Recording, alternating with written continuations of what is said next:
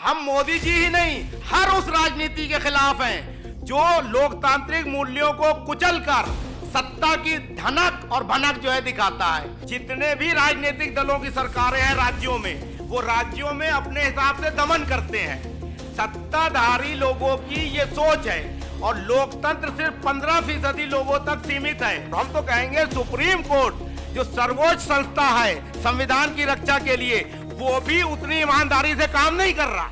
हमारे देश में लोकतांत्रिक व्यवस्था स्थापित हुए 75 साल हो गए, लेकिन अभी भी राजनीतिक दल सत्ता हासिल करने के लिए एक दूसरे को बलि का बकरा बनाते हैं।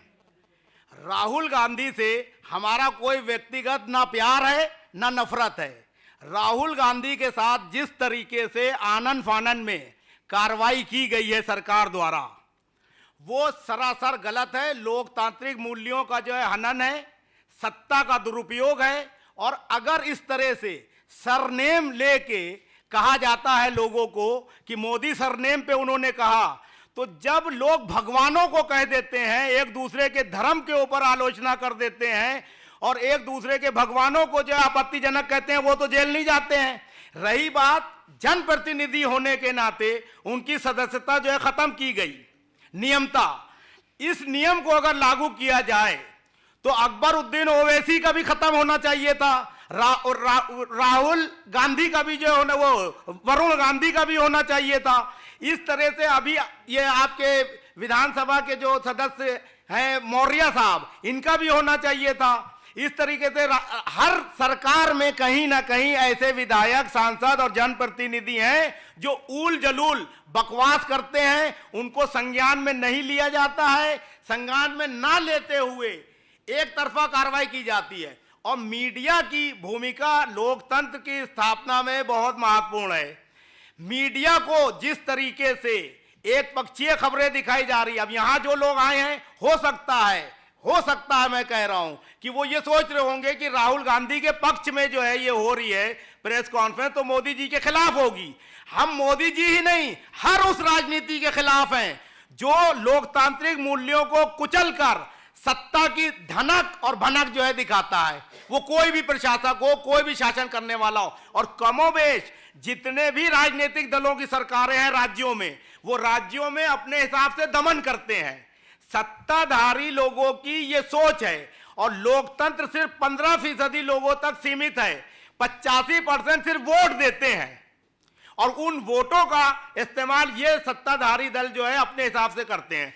तो हम लोगों ने ये सोचा है कि किसी भी कीमत पे इस बार विपक्ष बिखरे ना, क्योंकि विपक्ष जो है बिखर जाता है। कोई ईडी से डर जाता है, कोई सीबीआई से डर जाता है, कोई किसी तरह से डर जाता है।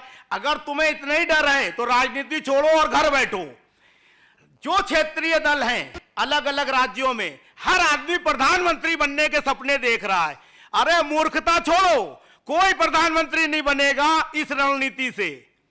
सब लोग अपनी हैसियत के हिसाब से एकजुट होकर चुनाव लड़ो। चुनाव के बाद मतदान जो है आपस में कर लो, संसदीय दल का नेता चुन लो। अगर अभी से आप लोग नेता चुनते हो तो दूसरी पार्टी उतनी उत्साह से नहीं लड़ती है चुनाव। अमित शाह साहब ने परसों कहा कि भारतीय जनता पार्टी से मुकाबला विपक्ष कैसे करेगा। वो बिल्कुल सही कहा उन्होंने कि क्या केजरीवाल जो है किसी को स्पेस देंगे दिल्ली में, क्या ममता पश्चिम बंगाल में देंगी।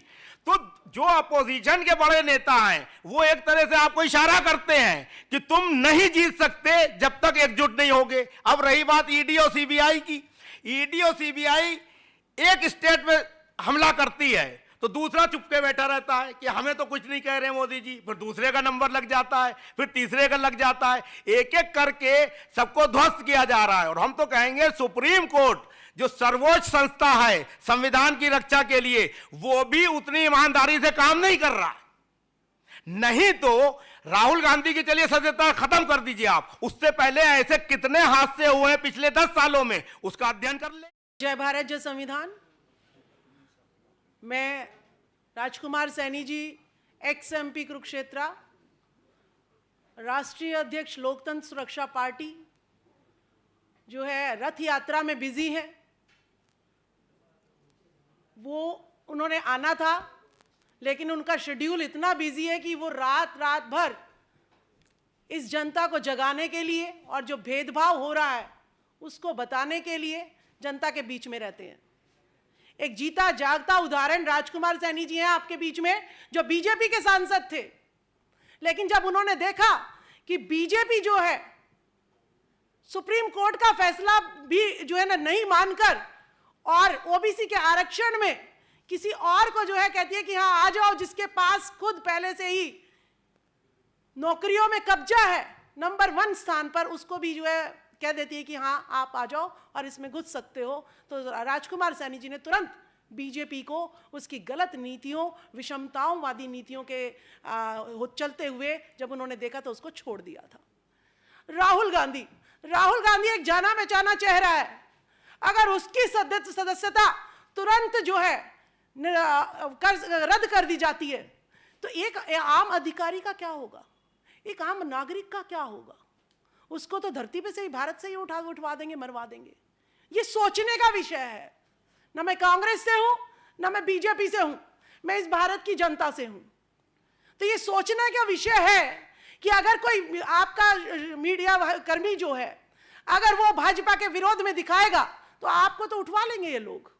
तो ये सब के सोचने का विषय है कि लोकतंत्र की हत्या इतनी निर्ममता से और इतनी जल्दबाजी में क्यों की जा रही है कि राहुल गांधी की या तो पदयात्रा से पहले राहुल गांधी को पप्पू घोषित किया, अब वो काम कर रहा है तो उसके काम से के डर से आप लोग क्या उसको जो है कि कहीं ये आगे कुछ ना बढ़ जाए और ना बढ़ जाए तो आप उसका सामना नहीं कर पा रहे हैं, इसीलिए आपने उसका अपने रास्ते में से कांटे को हटा दिया है। या तो ये सिद्ध होता है या ये जो आपके काले कारनामे हैं, जो अपने लोगों को आप जो हिंडनबर्ग ने जो रिपोर्ट दी है अडानी के लिए कि उसका मुद्दा सामने ना आए। देखिए पार्लियामेंट किस लिए होती है, विपक्ष किस लिए होता है कि देश में कुछ भी गलत हो रहा है तो पार्लियामेंट में उस पर क्वेश्चन किया जाए गवर्निंग पार्टी से कि आपके यहाँ ऐसा क्यों हो रहा है, आप उसको शेक क्यों दे रहे हो, लेकिन आप उसका जवाब देने की बजाय मुझे सस्पेंड कर देंगे, मेरी सदस्यता रद्द कर देंगे,